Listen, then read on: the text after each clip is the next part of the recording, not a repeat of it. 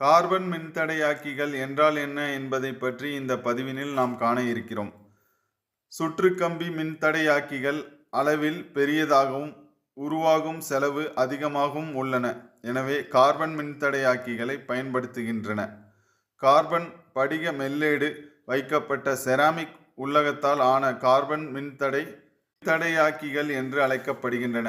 இவைகள் அளவில் சிறியதாகவும் நிலைத்தன்மையுடையனவாகவும் விலை குறைவானதாகவும் உள்ளன.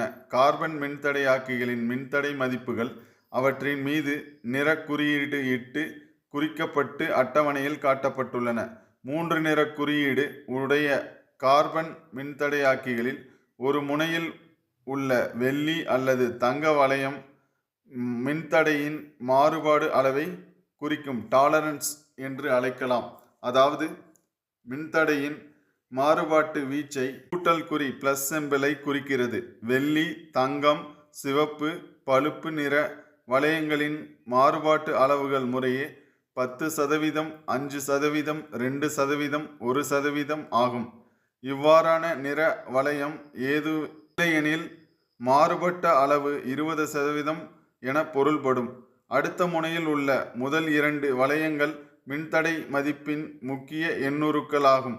இத்துடன் பெருக்க வேண்டிய 10ன் அடுக்கினை சுழிகளின் ஜீரோஸ் எண்ணிக்கை 3வது வளையம் குறிக்கிறது. எடுத்துக்காட்டு படம் 2.4 முதல் மஞ்சள் வளையத்திற்குரிய எண் 4, அடுத்த ஊதா வளையத்திற்குரிய எண் 7, 3வது வளையத்திற்குரிய 10⁻³ ஆகும். வெள்ளி வளையத்தின் மாறுபாட்டு அளவு 10%. எனவே மொத்த மின்தடை 47 × 10⁻³ ±10% ஆகும்.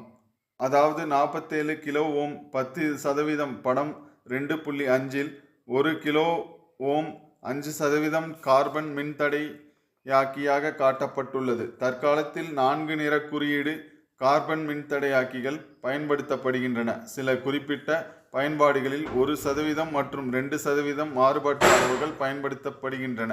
நன்றி. மீண்டும் அடுத்த பதிவினில் சந்திப்போம்.